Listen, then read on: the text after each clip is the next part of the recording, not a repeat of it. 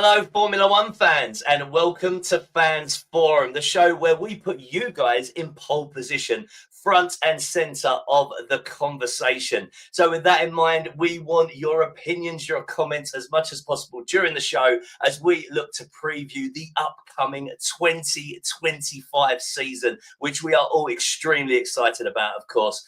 It's an exciting time, isn't it? Because we've already seen cars out on circuit, courtesy of Mclaren and Williams. Testing is under 2 weeks away. The Drive to Survive series launch date has been announced, and we literally are 1 month away from the season starting in Australia. And with that in mind, we are going down under for my VIP co-host today. She joins us live from Australia, Ola Zakowska. Ola, welcome. And of course, as part of the Revival Racing family, we very much welcome you to proceedings today. Looking very good, my dear. Thank you. Well, hi, everyone. Good morning. It's good morning for me. It's 8 a.m. in Australia. It's another day already. Yeah, we're very jealous of the weather there as well, as we're in Europe and it's cold and gloomy here. But listen, Ola, first and foremost, give us an oversight and an understanding. Where did your love for Formula One start? I think it was around already 7 years ago. It was the first time I heard about Formula One. I've had a lot of mates and we were hanging out with my friends at my friend's house, and he was just like, let me put on Formula One on the screen. And I'm like, oh, what's Formula One? And then he explained the concept, what's happening. But then I sat down in front of a TV and it was just cars driving in circles. And I was so confused why someone can be so excited about cars driving in circles. But then he was like, just give it a read, like look into that. It's more than just cars driving in circles. And initially I thought it wasn't even a sport, because it's like, how can you call someone a sports person if they're just driving a car, right? But then I started reading about it, and then Drive to Survive came to Netflix. I watched the first couple of seasons and I was just obsessed. I was obsessed from the first minute Daniel Ricciardo said, "Hi, I'm world's best car mechanic," and literally that was it. I was hooked as soon as I understood that it's a real sport, that how much effort the drivers have to put into training, and then the whole logistics behind the engines, the power units, and everything. It was just so interesting to me. There were so many layers, so that's when I became the fan, and it's just watching the cars drive in circles now makes a lot of sense to me. Yeah, I've got some good interaction in the chat box already. A friend of mine from Football Heritage TV is saying back to the days of Nigel Mansell. I mean, I don't know whether back in those days they would have let the cameras so far behind the scenes as we have nowadays in Drive to Survive. There might have been some pretty fiery language, Ola. But listen, I wanted to ask you before we get into previewing this season, for you, what are you most excited about? I think I might already know the answer, but are you most excited about the livery launch that's happening next week, of course, with the F175 show at the O2 Arena? Is it testing for you that you're excited about seeing the cars actually on circuit? Or is it the new season of Drive to Survive and all the drama that went on behind the scenes in 2024? Well, after years have gone by, I actually became less and less obsessed with Drive to Survive. So I don't really anticipate it as much because I've seen it all. I know what happened. I've read the news. So what I'm actually most excited about, it's not the testing. I'm going to have to be a bit more egoistic because I'm actually going to Formula One in Melbourne, and I'm going to be there on location. So I'm excited to see Lewis Hamilton driving for Ferrari.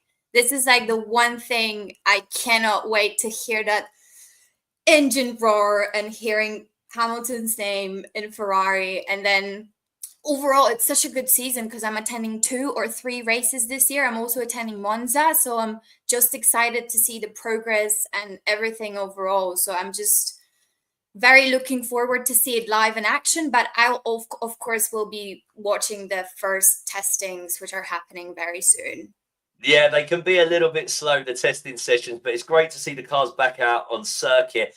And then, like you said, you're going to be there for that first iconic moment where in competition, Lewis Hamilton is going to be in red with that glistening yellow helmet. And then as well at Monza, that is going to be an iconic moment for LH44 as well, isn't it? Yes, it will be so iconic. I can't wait. I love attending races in person because it's such a different vibe. It's just, you can see what's happening before the world sees what's happening because there's obviously some delay. And I remember last year, I went to the Australian Grand Prix as well, and it was Max DNFing, and I wasn't a particular fan of Max. We smelled that something was wrong first, and then it was the car, and then they showed us what actually happened. And people actually started cheering on next to me. There was like hundreds and hundreds of people. I love the atmosphere, so I'm very excited. Yeah, I mean, this season, another thing to get excited about is hopefully it's going to be as competitive as last season with 4 teams vying for race wins in 2025. But again, Ola, before we get into previewing specific teams, I've spent a lot of time with F1 fans this week working for one of the technology partners. And what I've realized is there tends to be 2 camps. There's a camp of fans that follow teams, but there's also very much a camp of fans, almost like the Americanization of sports entertainment that follow drivers. What cloth are you cut from? I'm in the championship club for the teams. I love the rivalry. I love that we have so many drivers, new drivers coming in, old drivers being there. And I'm really, really interested in the team dynamics, what goes behind the scenes, the whole strategy part. So for me, it's all about that championship as a team. Yeah, and we do have to remember, and I was reminding lots of fans this week, it is the Constructors' Championship that the prize money is rewarded for, even if all the focus does go on the drivers. But listen, Ola, what I'm going to do then this week, rather than going through the Constructors' format, I'm actually going to go with the drivers' format to engage some of those fans that are more into the individuals behind the sport. So let's take our expertise and our fandom, first and foremost, behind last year's drivers' champions, Red Bull. And of course, when I say that, I mean the talent that is Max Verstappen. He's won 4 in a row, and you could say he's dominated the sport for possibly 3 years all in all. So possibly the last little bit of 2021, then 22, 23, and the first half of 24 before McLaren had an amazing second half. But for you, Max Verstappen, let's talk about him for a little bit. If he does do 5 in a row, equaling the record of Michael Schumacher, how special does that make him? Oh, I think before I give you my opinion, I just have to point out that I do believe that Max is the best driver on the grid now. He's Okay. raw speed, the tire management, the consistency makes him nearly unbeatable, I would say, if he's in a very competitive car. So he rarely makes mistakes. And this man even races like at 3 a.m. before the Hungarian Grand Prix. He's on the sim. He's game on. He's practicing. He's a perfectionist. Like, it's all about Formula One for him. But you are asking the wrong person about how special that would be, because I'm not a big fan of Red Bull, mainly because of Verstappen, his aggressive overtakes, his hard racing tactics, which Yeah. I very often see as unsportsmanlike. And his on track battles, especially with Hamilton, often led to very controversial incidents.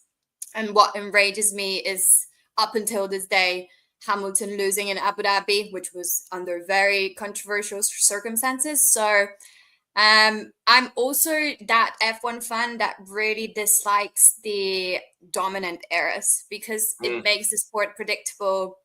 So yeah, how great the last season was, how emotional that was when the dominance ended. I know So you you can't love blame Red. Max, you love Max, Yeah. but you hate him at the same time. Yes, I love him. I love him for being number one. And you can't blame Red Bull for doing their best job to be the number one. But yeah, I would like to see more rivalry as well this year as last year. So we'll see what's going to happen. But it would be quite cool. I mean, he's going for it, but I think it would be better to see Hamilton winning his 8th world title formally. Yeah, and you might be slightly biased there as a huge Ferrari fan, but we will get Yes. into that in a little while. We've got in the chat box here, some people saying that Verstappen perhaps can be mentioned in the same breath as Schumacher now from Football Heritage. But then Richie Smith, who joined us last week, is saying absolutely not. But I know Richie is a big Lewis Hamilton fan, so a bit like you, Ola, maybe it's that vision of, well, whether it be the vision of Italy when Max was propped up ahead of Lewis on top of his car, or whether it be what happened at Abu Dhabi in 2021. I know it doesn't sit well for a lot of fans out there. Let's talk about though the Red Bull machinery then for you, Ola. Do you think he's going to have a car that can compete for the championship next year, Max Verstappen? Do you think all is well at Red Bull? I think yes, and I think Red Bull learns very quickly from their mistakes, and they're very well equipped with the best strategists, like people behind the scenes. Although Adrian Newey is going to be a big miss, isn't he? He went kind of midway through last season, so that is going to be a big void to fill for them.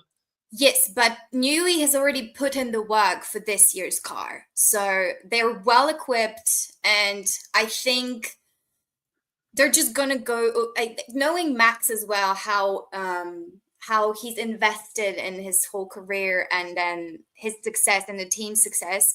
They will analyze every single thing that went wrong last year, and they're gonna come out as very strong. And I think also like Max has such a hunger to be the number one again and again. So I think this will drive the team as well to perform really well. Yeah, I absolutely agree. I think that one of the talents of Max Verstappen is also what he demands from the rest of the team around him when they are up against it. But what about you guys out there? What do you think? Max Verstappen, could it be 5 in a row for him this season? Are the Red Bull team going to provide him with machinery that will be competing at the front for race wins? Let us know what you think. Before we move it forward, Ola, let's look at the other side of the garage for Red Bull as well. Liam Lawson, when that was announced next to Max, considering that they're looking to put someone in there to allow them to push up the constructors table because they only finished 3rd last year, even with the champion. What did you think of that announcement when it was made, Liam Lawson in the number 2 seat? To be honest, I was quite shocked for the choice of Lawson as a second driver. He only scored points in 2 races last year out of 6, and he didn't outqualify Yuki comfortably. But I think his promotion comes from like a combination of a lot of factors. When he stepped in for Daniel Ricciardo, he demonstrated very strong racecraft and composure. And I think his ability to deliver under pressure was greatly valued, especially with Perez's inconsistency in the recent seasons.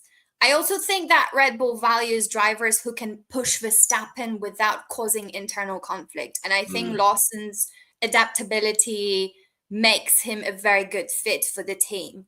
And he was also scouted by Helmut, I think himself. I believe it was like 6 years ago. He was in the Red Bull Junior team. He had very impressive time in Formula One. So I think a lot of people say they're really disappointed with the choice, but I think that his CV speaks for himself. He's got the trust of Helmut, and I think there's a big trust in him because he was very quickly put in a reserve seat. And I think it will be a massive challenge for him to take that challenge and take that poison seat, because when driving in Red Bull with Max Verstappen, he's going to be number 2. And it's very obvious from the start. So quickly then, what do you think is the expectation for him? Are they looking for race wins? Are they looking for podiums or just regular points? What do you think Christian Horner is going to set the challenge? I think he's there to help Verstappen win as well. But I think this season they're going to focus more on the team and try to make him score points every race, because they do want to win the championship. And yeah, I think that's it. And real quick, if he doesn't deliver on what they want, could we see a change mid-season at Red Bull? I think it's very probable. We've just seen what was happening this season, and I think it's going to be Sergio Perez to the seat, especially he's got the flexibility. Yeah, a comeback. Yeah, he's got a very flexible contract. I think that's what I've read somewhere online. And we also have Yuki, but I don't think that would be a good match to pair him with Verstappen. Yuki tends to make a lot of mistakes, and his personality is very different than Max's. And we also have Daniel Ricciardo. I think they could be keeping him as an option, but that would be heartbreaking after they just fired him last year. They didn't tell anyone. Yeah, he's got more lives than a cat, possibly, Daniel Ricciardo, in Yes. the world of Formula One. But listen, Ola, I want to move it forwards and talk about your beloved Ferrari. I know you're a big fan, and as you said, you are excited to see Lewis Hamilton finally in red with that iconic yellow helmet, alongside Charles Leclerc, a man who is very highly rated on the grid as well. I guess the first thing we've got to ask is, how do you think that pairing is going to perform next season with two guys who would very much consider themselves number one drivers, I think? Oh yeah. It's a very difficult question for me because I know they're both very strong drivers and they're both going to go for the championship. And I think this pairing has the potential to be one of the strongest on the grid. I think Hamilton's experience and his winning mentality combined with Leclerc's speed and adaptability can create a great duo. And as a Ferrari fan, I'm extremely excited to see what this year brings us. I don't think the championship will be ours this year. I think it will happen for us in 2026. But I'm excited to see this duo, if this duo will do well. I'm a bit anxious as well because we know Ferrari can surprise us with their grande strategia. And but as soon as they deliver a competitive car and Fred manages to keep the balance in the team and making them work well together, I think this will be the most powerful duo on the grid. Yeah, Fred Vasseur has a key role to play in the management of that team. He's done it very well with Charles and Carlos Sainz previously, and even just processes and strategically within the team. But bringing together a seven-time world champion, and I always call him the golden boy of Ferrari, Charles Leclerc, is going to be another challenge in itself. For you, Ola, why Ferrari? Why now for Lewis? What do you think were the conversations that were had that made him make the jump? First of all, I think Hamilton really believes in Ferrari's direction. After Fred's takeover, there's a very strong technical leadership. And we've already seen this massive difference in 2024 with Ferrari being P2 in the championship. Ferrari's car, especially I think it's called SP23, showed very significant improvements in overall performance. And over the last season, Ferrari's internal structure has been improved in collaboration and decision making during races. And of course, I think Lewis wants his 8th title, especially after the dramatic events of Abu Dhabi. I think he still wants to fill this gap and he wants to be back on top, having like this competitive nature in this whole life. And I saw his interview recently on some podcast, and he was saying that the easiest thing to do in life is to give up. And I feel like Lewis is trying to prove himself over and over again. He's been doing that his whole life. And even 7 world titles will not satisfy his hunger for more. I think he wants to leave Formula One with this sense of, oh, I've achieved it all. And also, Ferrari's always been his dream. I think most of the drivers on the grid. And I'm happy to see him finally make his dream come true. And I think Ferrari's PR team is doing such a great job to introduce him to our world, to Ferrari world. Yeah, and I'm very happy for him. I think it's been his dream as well. We've got a question from Gary that's come in. So maybe you can answer this, Anala. How do you think Lewis is going to perform at Silverstone this year then? because, of course, he holds the record now at Silverstone with the most race wins at one particular circuit. I think it's 9, is it? He's done at Silverstone now? Yes, I think So do you so. think this year he can double figures? I think definitely. Like, he's very strong in Silverstone. Silverstone is a bit back further on the race calendar. So he's going to have time to adjust to the car. He's going to have time to find his old tricks. And as long as the team is on, I think he's going to do a great job. It's great to hear. So we're going to move it forwards in a little while. But just before we do, I've got another question. Just talking about many other examples on this of drivers on the same team who have not liked each other. So I guess, are there any that stand out for you historically? Oh, yes. I What think about the it famous would. pairing at Mercedes when Hamilton, again, Lewis Hamilton, and when he goes toe to toe with someone else who's talented in the shape of Nico Rosberg? You remember that battle at Mercedes for a few seasons and how tasty that got? Yeah, I think I do. I even remember when he was struggling with Bottas, but it was because Bottas really wanted to be included and he wanted to feel like number one. Well, Hamilton is his mindset is to win, and he's gonna do whatever it takes to win. And I think he's very professional in what he's doing, and I don't think that's going to happen for him and Leclerc. I think Leclerc is going to use his opportunity to have Hamilton as his teammate to actually get the most information out of him, the most knowledge, and learn as much as he can, and try to compete with him. And I think Fred did it very intentionally to put Hamilton in there to put them against each other and see who's gonna win. But yeah, I think I don't expect a lot of conflicts. I think they're focusing strongly, especially now, on the team building aspect and the dynamics between the duo. Of course, Charles Leclerc, it's a great opportunity to learn from a 7-time world champion, just like it was previously Sebastian Vettel, a 4-time world champion. And Charles Leclerc stepped up and he made, towards the end, quite uncomfortable for Sebastian Vettel, didn't he? So he won't be shy of the challenge, Charles Leclerc. But listen, let's move it forwards, Ola, and look at another driver pairing that on paper is extremely tasty for McLaren fans, and they were fantastic last season. They secured the Constructors' Championship.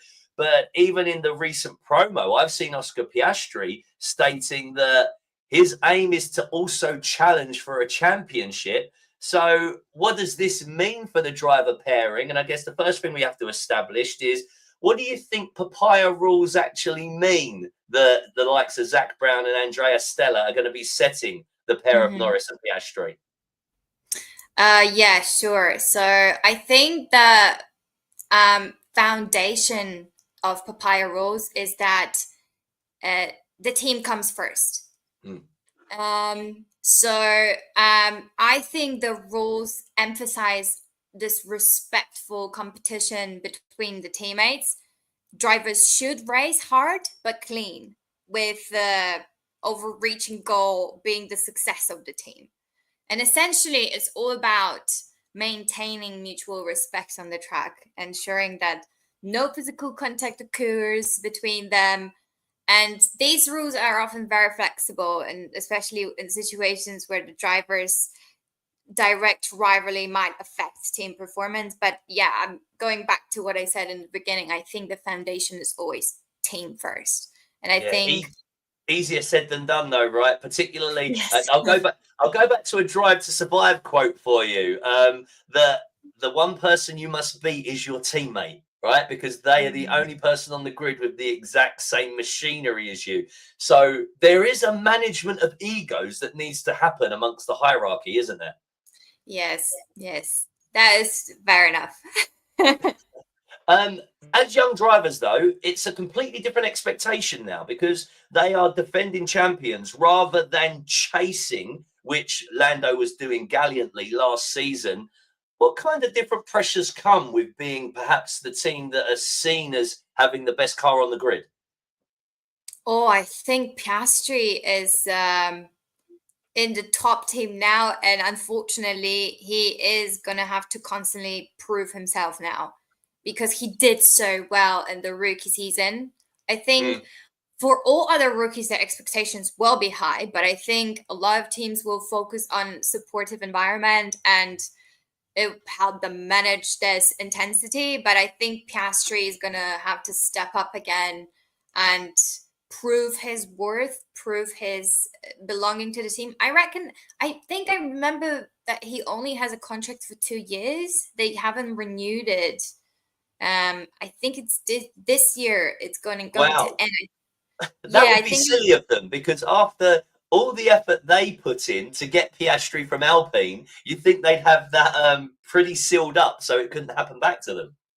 I'm not sure, see, but I think I've read it somewhere that he was initially signed in for 2 years because they were not really sure how he's going to perform under that pressure. But anyways, yeah, I think he's going to be under a lot of scrutiny and under a lot of pressure. But I think he's built a lot of confidence last season, and he is going to stand his ground and aim for the challenge, as he Just said. quickly, give us an insight into what's Piastri fever like down under. Have you had much experience of that? And of course, he seems like he's going to take the crown from Daniel Ricciardo, who was very much the king of Australia when it comes to Formula One. Yeah. Is everyone transitioning quite nicely to back in Oscar Piastri? Because he's quite a different character, isn't he? Yes, he's a different character. I think the love for Ricardo will stay and will continue going on. But as I was attending the race last year, I've never seen so many Piastri t-shirts, his head printed out. Australians do love to celebrate. They're very funny in their celebrations. So just to see his head around the tube and people chanting his name, learning the new songs. I was actually watching from a point where I was surrounded by New Zealand fans, and they were also fans of Piastri. So it's not only Australia, but New Zealand is joining in on that. Yeah, I think it's great. It's great to see people being so passionate about him, and I think he's going to be a big name very soon. That's really nice to see, actually. And I'm assuming this year you'll probably see quite a few Kiwis with Liam Lawson's support. Is there a good affiliation between Kiwis and Aussies? I know there isn't in the rugby, but what about in the Formula One? I'm not sure. Unfortunately, I haven't even been to New Zealand. I just know a couple of those Kiwis that sat down next to me during the Formula One, so I can't give you like a real answer. But I think all I know it's is quite that you natural would there never, will be rivalry. yeah, you would never ever see a Scot in an England top. That's all I know. Oh, okay. No, I Yeah. think they're more chill in here. They're both very chill nations. Great stuff. Well, listen, let's move it forwards, Ola, and talk about the Silver Arrows, Mercedes, with a new leader for them. George Russell stepping up to lead that team for 2025. So speaking to Zane last week, in fact, he said he feels that George has that aura of a future champion, and he's got that calm, collected persona and way of being. And I did see a quote from him even in the Mercedes promo in the run up to this season, and he said, "I'm ready to battle for a championship if I get the car." What do you make of George Russell, Ola? I love him as a person. I love him as a media personality. He's actually my favorite driver. He's the most memeable one. He's the most I just look at him and I smile, but I don't think so. I don't think George is ready to compete for the championship. I think most of George's wins in 2024 were accidental. Like Really? he was Even very Vegas? often. Vegas Sorry? was kind of, he had a full house across Vegas. I mean, that was a good one. He had a good race weekend that weekend. Yes, but if you look at the Austrian Grand Prix, he only won because there was a clash between Verstappen and Norris. So Yes, as much as I'll I give you love that one. him, I think he's my favorite driver on the grid because he's so amazing as a person. I don't think George is ready. The grid is too strong this year. We've got so many personalities fighting for the one championship. Yeah, George does have a strong character as well, though. And I really liked the way last year that he stood up to Max Verstappen, and even Lando in his PR stuff so far this season. We're almost seeing that kind of more aggressive side and saying, "I'm ready to do it as well." Were you impressed when George did that last year?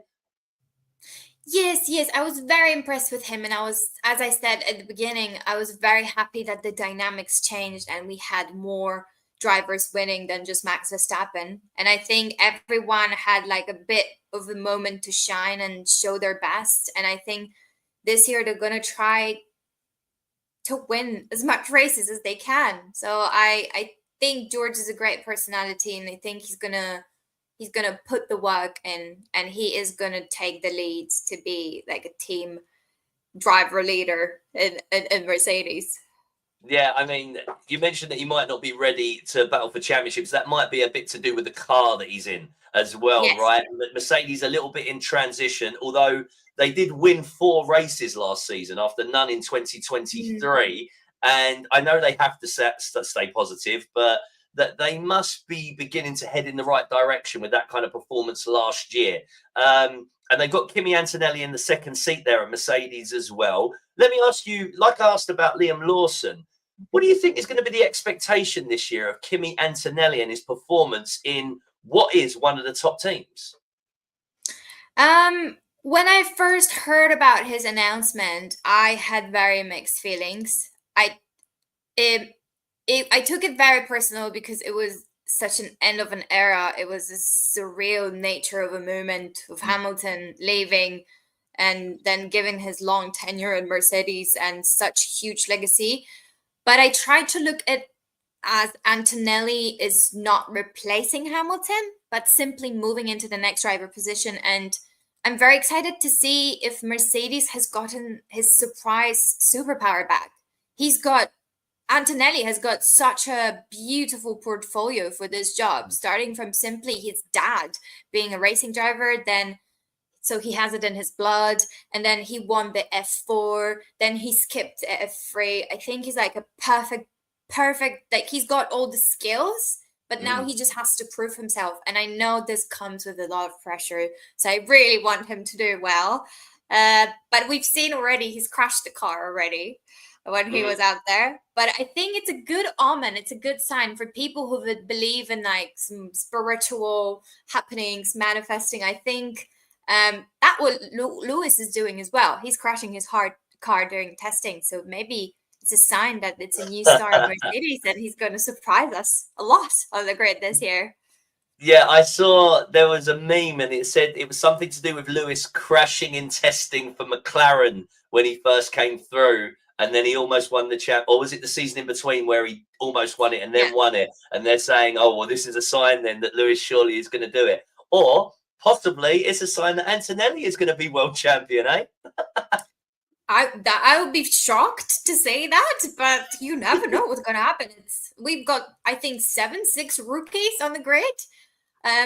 I'm hoping that it's going to look great and there's not going to be crashes, but the reality is we will see. It's a rookie season for us, which is Yeah, exciting.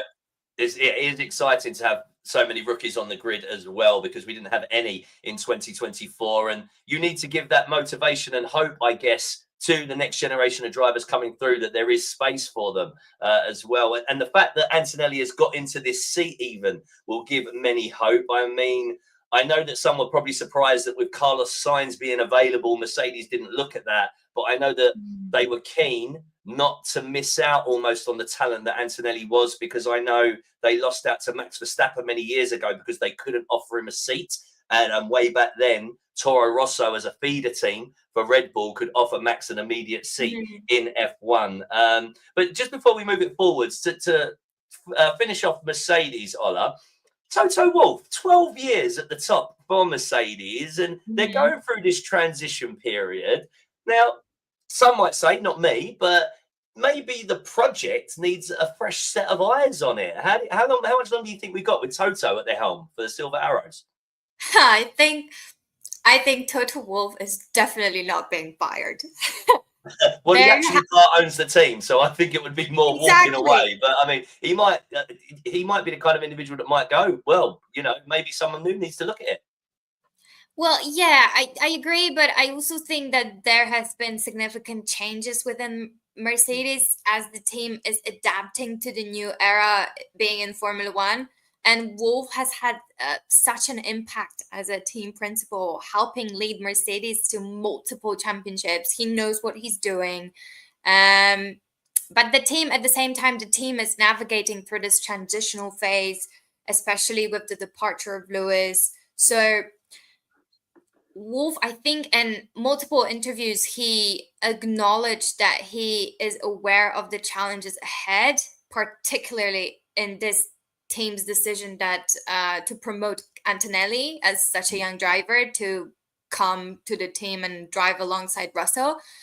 But I think Wolf's future with Mercedes remains secure, and the landscape is shifting as the team repositions itself for future success. And I think he's going to stay, and we don't need a set of fresh new eyes. I think we just have to go back to the old glory days when they were so focused on innovation and they were focused on developing the best power unit. And they've missed out on that for the past couple of years when Red Bull came in place.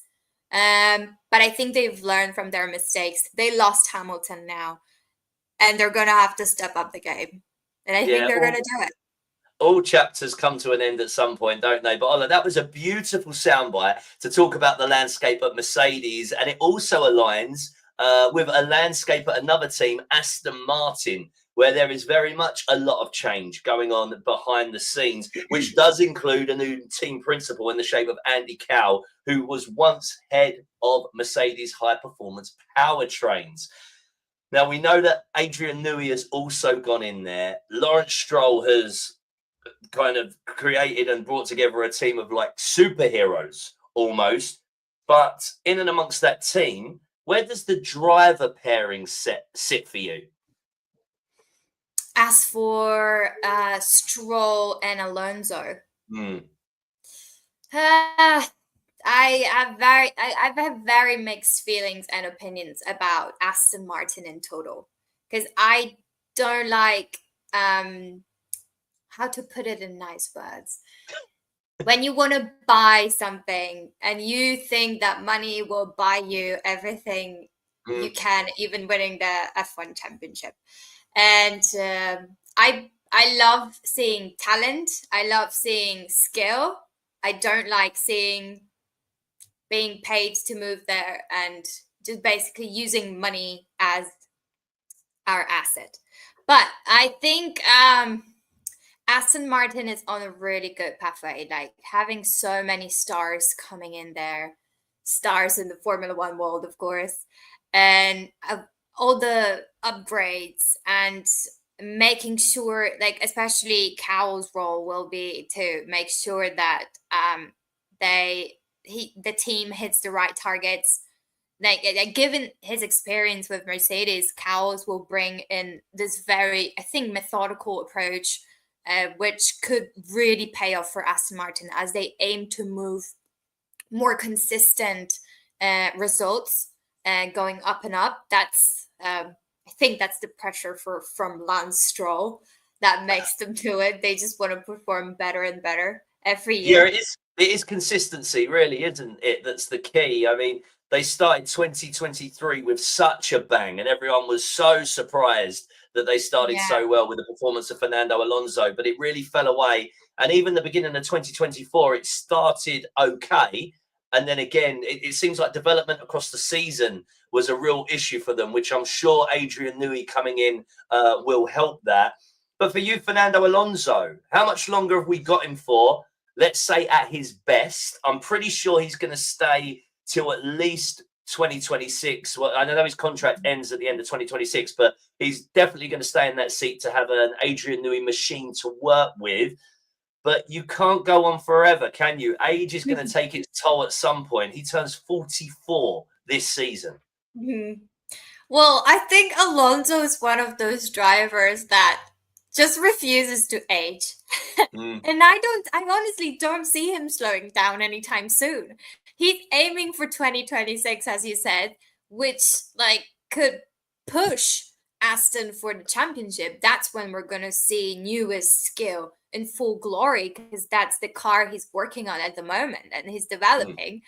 For me, it just if the team keeps improving, I think he has a real shot of making that happen, bringing the team to the higher level. And it's all about whether the car can be competitive enough for him to challenge the likes of Max Verstappen. I think he's still got some power. I think he still can show us and surprise us how good he is and how much experience brings to this whole racing strategy that they have. Yeah, and you've said that you don't expect him to dwindle his talents anytime soon. But can we expect the other side of the garage, Lance Stroll, to improve? And that's what Gary is asking. He thinks that Stroll will struggle again this season. Do you think that the talent with regards to these bright minds and engineers that are going to be around him, what kind of conversations are they going to begin to have with Lawrence Stroll? So if they're creating this amazing race car, how long can we expect to see Lance Stroll at Aston Martin if he continues to struggle?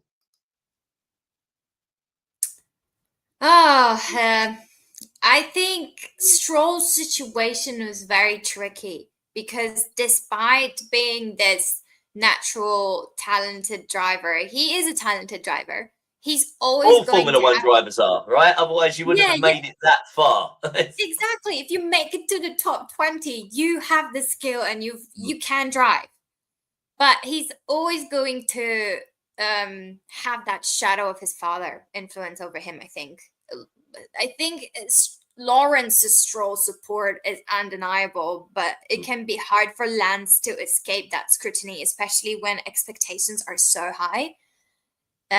So high for him to continue progressing. He's, as we all know, he's not been doing very well, and people make fun of him constantly.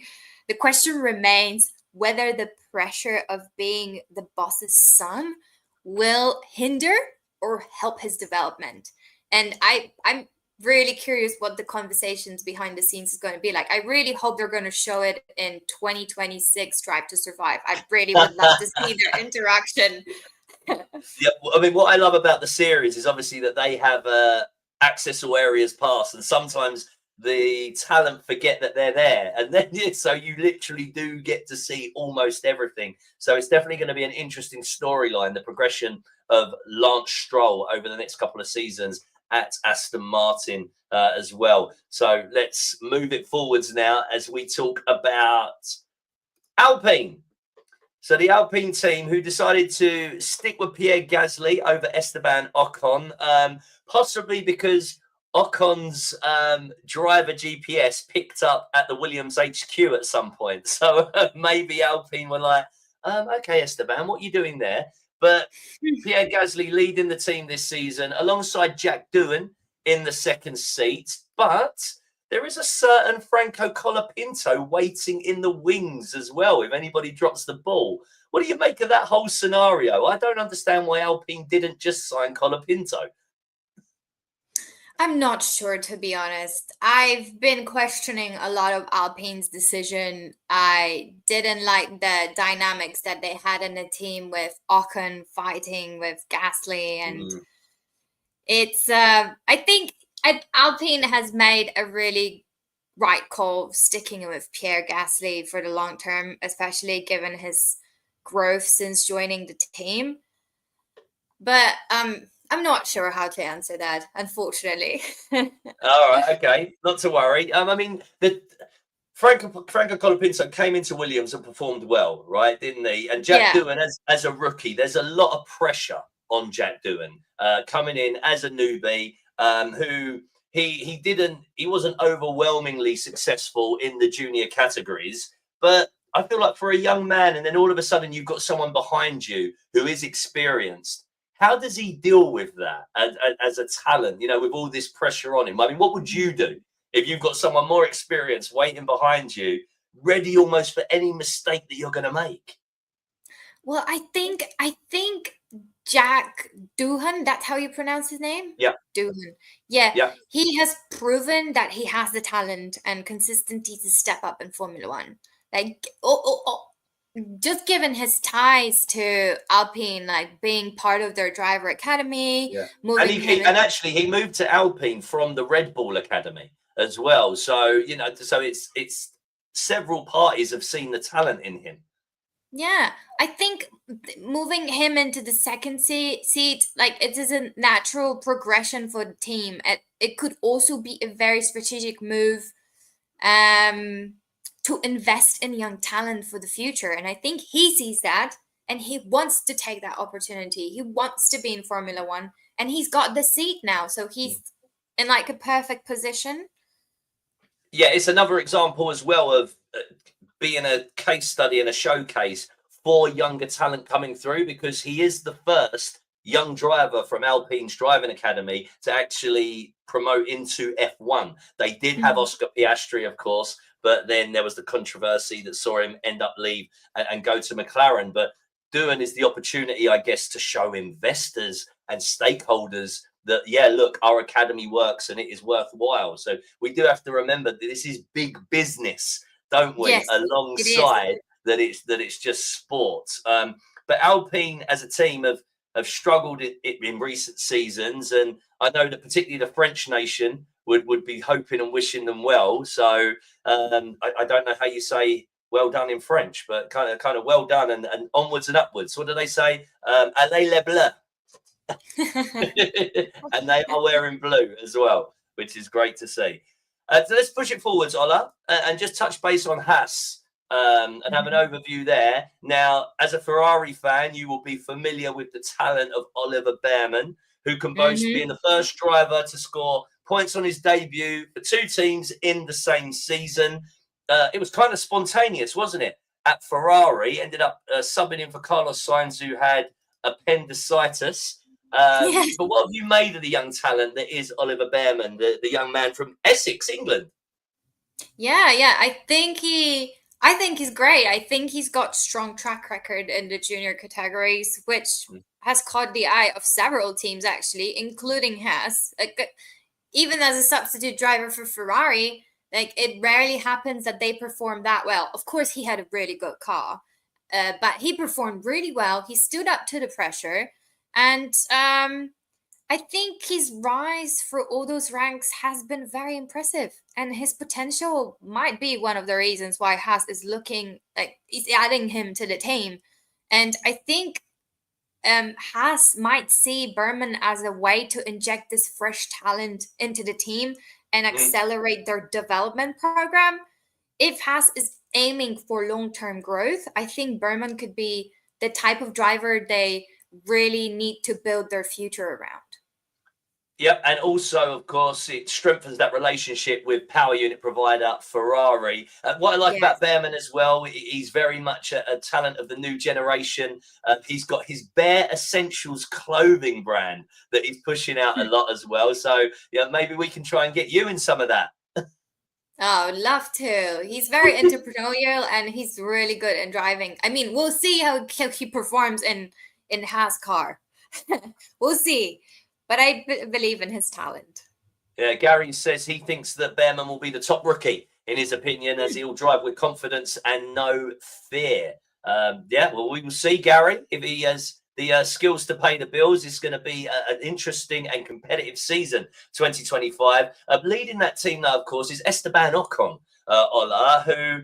you mentioned that at Alpine, you didn't really think it was a good combination for the two fiery Frenchmen. Ocon as a leader, perhaps, do you think he might be a little bit more subdued, or do you think he's still going to be ultra competitive against his teammate, even if he is a rookie? Ocon is very special. And we do see him in the interviews. We don't know what's going on behind the scenes. I think... he was basically fired from Alpine, and maybe that has given him some time to think about his goals for this year. He's got a big role, especially with the rookie driver on his side. And I think he's going to try to step up, honestly, because he wants to stay in Formula One and he just has to prove himself. Yeah, it can be a very slippery slope, can't it? Once you begin that downward spiral very quickly, you can end up out of the sport. And like you said, maybe he's had a bit of time to consolidate and think, I'm really lucky to be here. Maybe I don't need to be so confrontational in my approach, and that might stand me in good stead, particularly within a team who are on the rise. Haas, right? You know, from P. Did they finish?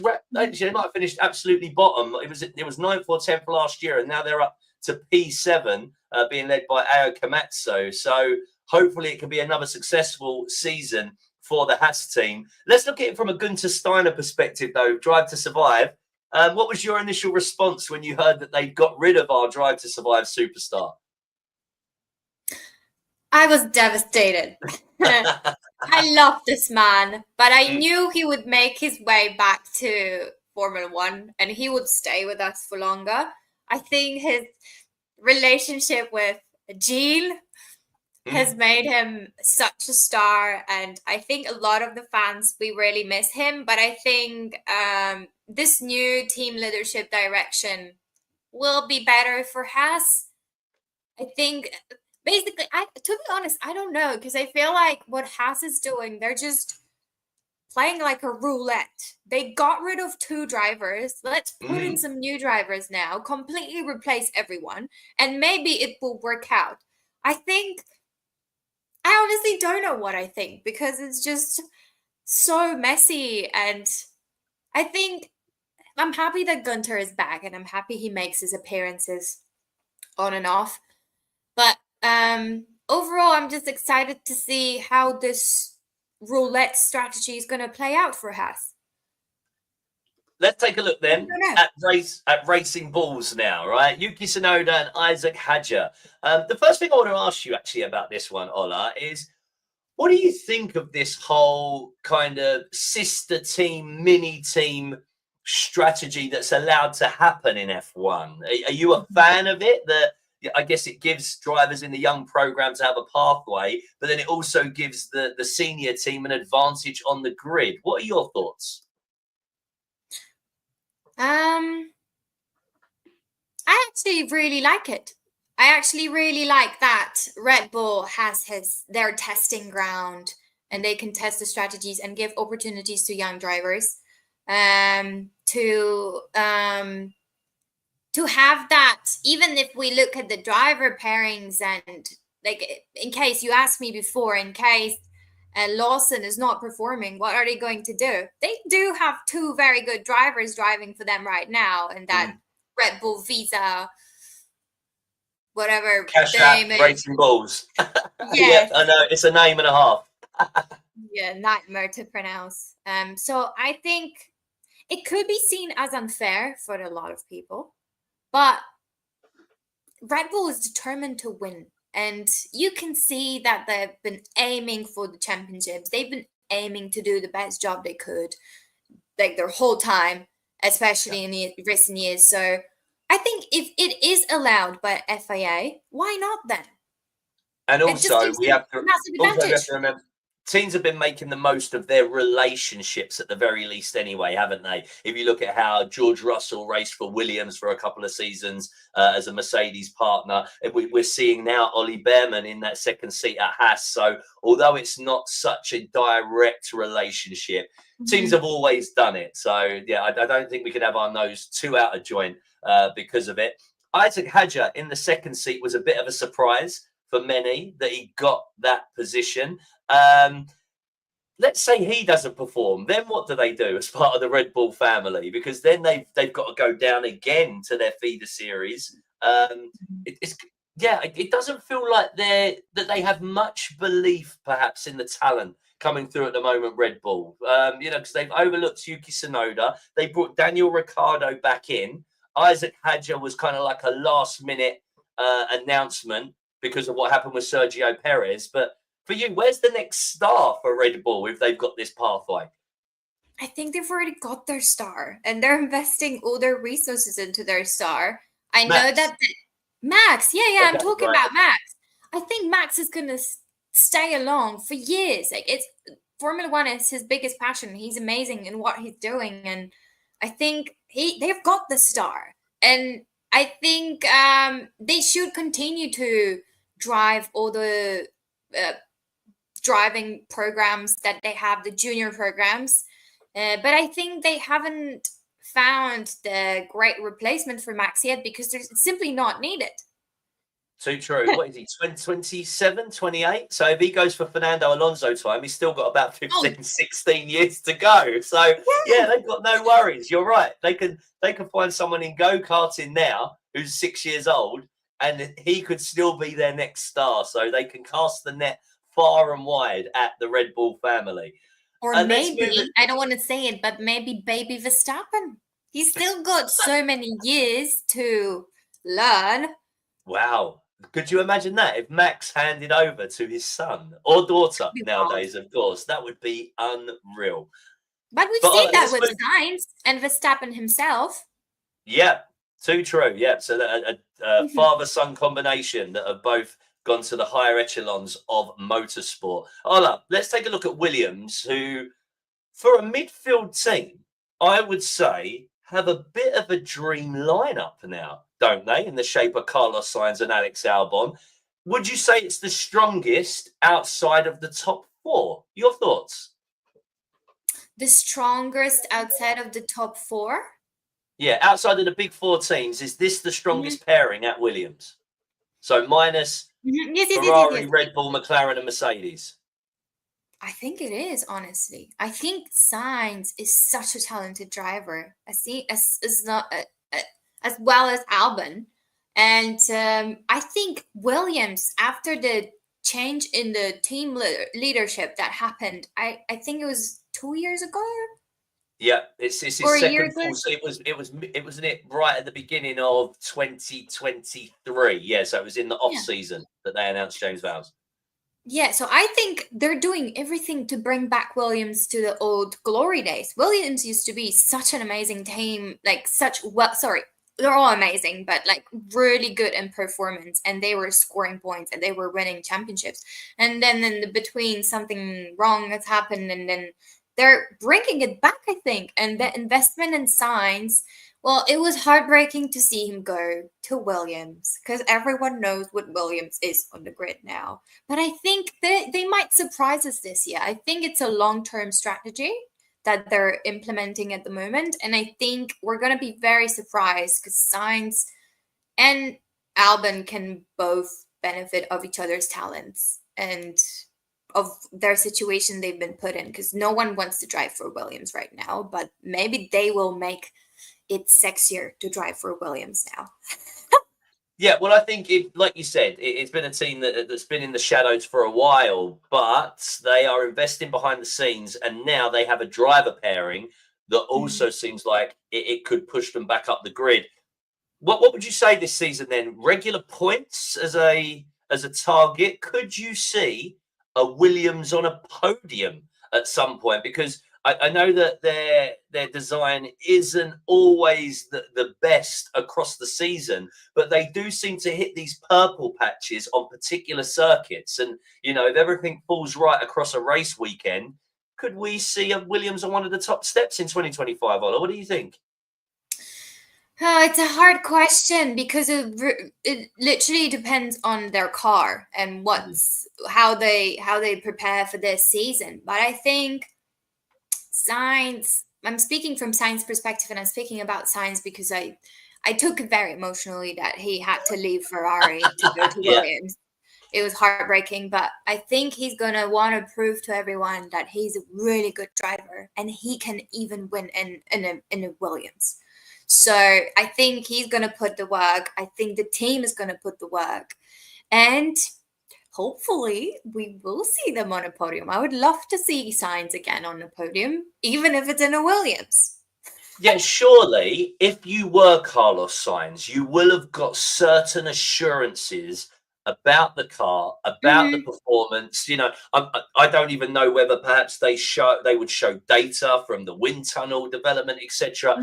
You wouldn't just go as Carlos Sainz just because of the money or the length of the contract, would you? No. It definitely something else was there, and they have been implementing that consistent strategy of bringing Williams back to their old glory days. So I'm very curious what they're hiding from us and what we're going to see this season. Yeah, really good point from Richie Smith 696 here. He said, look, if McLaren have managed to turn it around in the last few seasons, then Williams can definitely do the same. As it wasn't that long ago that McLaren and Williams were competing. So that was what, the beginning of 2023, they were languishing near the back, weren't they? I remember, and it was only due to developments across the season that they managed to then push onwards and forwards. And I guess if you've got someone like Carlos Sainz coming from Ferrari, I've already seen clips from James Vowles saying his feedback is absolutely on point. You know, this guy and his knowledge is going to move us forwards, you know, many times, because similar to Alex Albon, when you're coming from a team that's higher up the grid, all of the processes, all the ways of working and the learnings, just like the team boss, are all going to impact the Williams team now, aren't they? Absolutely. I'm very excited for them. I can't wait. I literally cannot wait to be there in Melbourne, see the first race, hear all the commentary, and see. I mean, the first race is never the, how to say this, the what the season is going to look like. It's not going to show us what the season is going to be, right? But we will be able to see a lot. We want the cars going toe to toe with everyone with their elbows out, and the drivers just as excited as the fans to be back there, right? Yes. So thank you. Well, listen, only one more team to go, Ola, and it's been an absolute pleasure to have you on, and thank you for joining us in the early hours of the Australian morning. So just looking at Sauber at the back of the grid, and we all know it's a difficult time for them before they transition to the Audi team in 2026. But let me put your Ferrari hat back on. They've got Matteo Binotto leading them now forwards, and what an asset he is going to be for the team, Binotto.